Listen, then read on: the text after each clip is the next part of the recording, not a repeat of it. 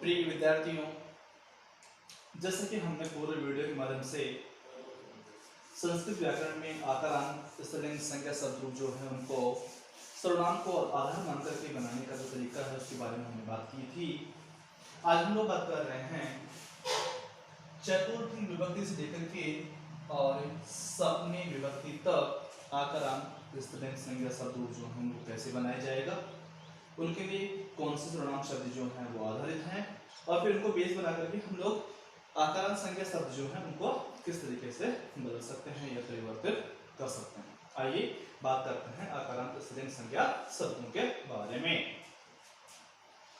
तो प्रिय विद्यार्थियों, जैसे हमने आकारांत, संज्ञा शब्द जो हैं उनको सर्वनाम शब्द जो हैं उनको आधार बना करके और प्रथमा है, द्वितीय है, तृतीय विभक्ति है, इनके बारे में हमने अच्छे से ज्ञान प्राप्त कर लिया था और आज उन्हीं पैटर्न को माध्यम बना करके हम यहाँ पे सर्वनाम, विभक्ति, एकवचन, द्विवचन और बहुवचन, इनके माध्यम से हम लोग हमारा जो मूल शब्द था तत् उसके रूप में यहाँ पे बना रहे हैं। ध्यान दीजिए, तत् शब्द जो है उसका शुद्धिकरण भाग जो है वो होता है तत्, जिसमें वर्ग का तीसरा वर्ण और वर्ग का प्रथम वर्ण जो है वो सम्मिलित होते हैं। और इन दोनों शब्दों का जो सामान्य भाषा के अंदर, हिंदी भाषा में हम कह सकते हैं, उनका अर्थ जो है वो सिर्फ वह के लिए होता है। वह शब्द ये कॉमन शब्द है, अर्थात ये हमारे संस्कृत में जो तीनों लिंग होती हैं, पुल्लिंग है, स्त्री है, नपुंसकलिंग है, उनमें सिर्फ हमारे स्थान के अनुकूल चेंज होता है, बाकी इसके अर्थ में कोई भिन्नता नहीं होती है। आज हम बात करते हैं चतुर्थी विभक्ति के विषय में। चतुर्थी विभक्ति जो है उसमें हमारा कारण अगर हम बनाना चाहें तो हमारा योग होता है कारक को लेकर के। तो चतुर्थी विभक्ति जो है उसके माध्यम से हमारा यहाँ संवर्धन कारक जो है वो प्रयुक्त होता है और उसमें चिन्ह होता है, जिसको हम बोल सकते हैं के लिए। तो जैसे हमने पुल्लिंग, एकारांत, संज्ञा शब्दों के अंदर एक मूल शब्द जो है वो काम में लिया था तस्मै, तो उसमें मैं वर्ग जो है, नियम ध्यान रखना आप, नियम नंबर फर्स्ट, हमने चतुर्थी विभक्ति में एकारांत जो हमारे संज्ञा शब्द थे उसमें मैं वर्ग के ऊपर ऐकार की आवर्ती जो है वो काम में ली थी, अर्थात आपको ऐ की दो मात्राएं काम में लेनी होगी। लेकिन यहाँ इस लिंग में हमारा नियम जो है ये काफी चेंज हो गया है, अर्थात यहाँ आपको मैं के ऊपर नहीं बल्कि यह वर्ग जो है उसके ऊपर ऐकार की आवर्ती काम में लेनी है। ऐकार का सामान्य मतलब होता है कि आपको ये वर्ग के ऊपर आई की दो मात्राएं काम में लेनी होगी, जैसे कि मैं आपके सामने इसके स्टेप्स बना रहा हूं। चतुर्थी एकवचन में आप लोग यहां बनाएंगे किसको, तत् शब्द को। कैसे बनाओगे, सुनिए, देखो, यहां हम हमारा शब्द जो है उसको बनाएंगे तस्येयी, अर्थात मैं यह वर्ग के ऊपर ऐकार की आवर्ती लेकर के और मेरी जो वाणी है उस वाणी के अंदर यहाँ बलाघत काम में ले रहा हूं, तभी यह शब्द जो है वो शुद्ध उच्चारित हो रहा है तस्येयी, अर्थात के लिए का हमें बोध अच्छे से करवा रहा है। बात करते हैं द्विवचन विषय में। द्विवचन में आप काम में लेंगे ताभ्याम और बहुवचन में बात करते हैं तो आपका यही शब्द जो है वो बन जाता है ताभ्य है। प्रिय विद्यार्थियों, आप यहाँ तक अच्छे से समझ गए होंगे और यही पैटर्न, सर्वनाम का ये जो पैटर्न मैं आपके सामने यहाँ पे लिख रहा हूँ उसी को आधार मान करके आपको आकारांत, संज्ञा शब्द जो है उसमें आपके किसी भी शब्द डाल सकते हो या बना सकते हो। बात करते हैं नेक्स्ट पंचमी विभक्ति के विषय में।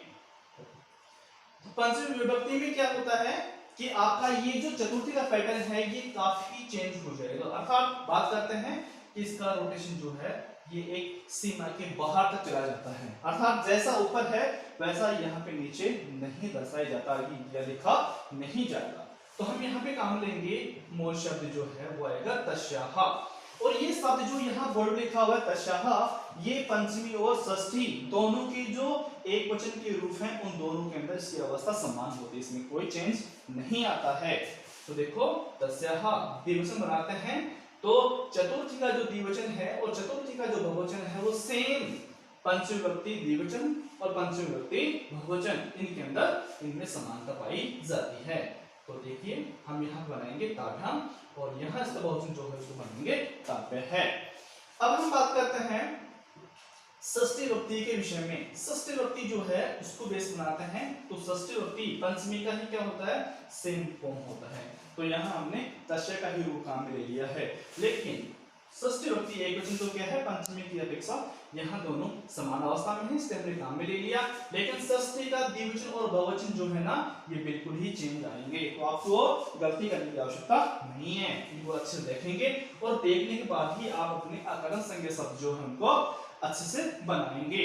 तो देखिए षष्ठी द्विवचन जो है उसमें हम लोग लिखेंगे तयो। तयो शब्द जो है उसमें ओ का आदेश के बाद में आपको विसर्ग निश्चित रूप से लगाना है। अगर आप नहीं लगाते हैं तो आपका ये संज्ञा शब्द यहाँ पे गलत अवस्था में पहुंच जाएगा। फिर हम बात करते हैं षष्ठी विभक्ति और बहुवचन के बारे में। तो आपका ये शब्द जो है वो चेंज होता है यहाँ पे तासाम।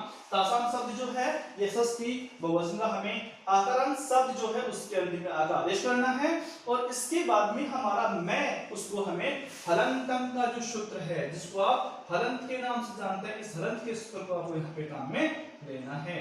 फिर हम बात करते हैं अंतिम सप्तमी विभक्ति के बारे में। सप्तमी विभक्ति जो उसके रूप कैसे बनाएंगे सुनिए। जैसे हमारा शब्द है त, इसको रूप बनाते हैं तो आपका यही शब्द है वो बन जाता है तस्याम। द्विवचन बनाओगे क्या बनेगा, तयो। और बहुवचन बनाते हैं तो आपका यही शब्द जो है वो चेंज होता है ताशु में। तो प्रिय विद्यार्थियों, आप चतुर्थी विभक्ति से लेकर के और सप्तमी विभक्ति तक हमारे जो आकारांत स्त्रीलिंग संज्ञा शब्द हैं अब उनको बनाने का तरीका जो है वो मैं आपको बता रहा हूं। तो बताने का तरीका यही है कि सिर्फ आपको सर्वनाम को आधार मान करके आप ये आकारांत संज्ञा शब्द है उनको ढाल देना है। देखिए मैं बना रहा हूं आकारांत संज्ञा शब्द। बात करते हैं चतुर्थी विभक्ति के बारे में। हमारा मूल शब्द जो है रमा है, रमा बनाएंगे। किसे बनाना है आपको, तस्यई शब्द है तो चयन करते हैं तो यहाँ आपका शब्द बनेगा रमाए। द्विवचन बनाते हैं तो आपका यही शब्द जो है वो बन जाता है रमा विहाम। और बहुवचन बनाते हैं तो आपका यही शब्द है वो बन जाता है रमा विह। ठीक है। फिर हम बात करते हैं पंचमी विभक्ति के बारे में। पंचमी में हमारा मूल शब्द रमा ही रहेगा, चेंज करते हैं तो हमारा शब्द यहाँ पे बन जाता है रमायाहा। ठीक है। द्विवचन बनाते हैं सेम आ जाएगा, बहुवचन बनाते हैं सेम आ जाएगा। फिर हम बात करते हैं षष्ठी विभक्ति के विषय में। देखिए षष्ठी विभक्ति जो है उसका एकवचन पंचमी के अकॉर्डिंग ही क्या होगा, सेम होगा। लेकिन अगर हम बात करते हैं इसके विषय में, द्विवचन और बहुवचन विषय में, तो आपको आपका सर्वनाम का जो पैटर्न है उस पैटर्न को देख करके ही बनाना है, क्योंकि मैंने आपको पूर्व में बता दिया गया है कि यहाँ पे काफी बदलाव उत्पन्न हो रहा है। तो इस बदलाव को देखते हुए आपको संज्ञा शब्द को यहाँ पे ढाल देना है। तो देखिए यहाँ हमने बनाया है रमायाहा। ठीक है। अब यहाँ बनाओगे आप रमयो और रमयो के आगे विसर्ग आपको अटैच करना है। और फिर हम जैसे बनाते हैं तो आपका शब्द है वो बन जाता है रमाणाम। अब देखिए आप ध्यान देंगे कुछ शब्द ऐसे होते हैं जिसमें वर्ग का पांचवा वर्ण, वर्ग का पांचवा वर्ण जिसे आप अनुनासिक वर्ण के नाम से जान सकते हैं, जिसमें दो वर्णों की श्रृंखला जो है एकारांत और अकारांत में शुद्ध रूप में आ जाती है। पहला वर्ण है वो न है और दूसरा वर्ण है वो अण है। ये तयवरक का न है और ये तयवरक का अण है। तो कभी कभार अधिक से अधिक वाक्यांश जो है उनमें तो अणवरक जो है उसी को हम शुद्ध आवर्ती रूप में काम में लेते हैं, लेकिन कुछ जो है उनमें नवरक के माध्यम से भी हमारा संज्ञा शब्द बदला जाता है। तो आपको यहाँ डाउट फिल करने की आवश्यकता नहीं है। फिर हम बात करते हैं सप्तमी विभक्ति के विषय में। सप्तमी विभक्ति जो है उसमें अगर रमाशा बनाते हैं तो आपका एकवचन जो है वो बनेगा रमायण। द्विवचन बनाओगे आपका शब्द बनेगा रमयो। और जैसे बहुवचन भी चेंज करते हैं तो आपका यही शब्द जो है वो बन जाता है रमाशो। प्रिय विद्यार्थियों, आशा करता हूं कि आज का ये हमारा जो आकरण स्त्रीलिंग का टॉपिक है ये आप लोगों को काफी अच्छे से समझ में आ गया होगा। इसलिए आप इस वीडियो को अच्छे से सुन करके, अच्छे से देख करके और फिर आकरण संज्ञा शब्द है उनको अच्छे से बनाने का अभ्यास करेंगे ताकि आपके संस्कृत व्याकरण काफी अच्छी हो सके। धन्यवाद।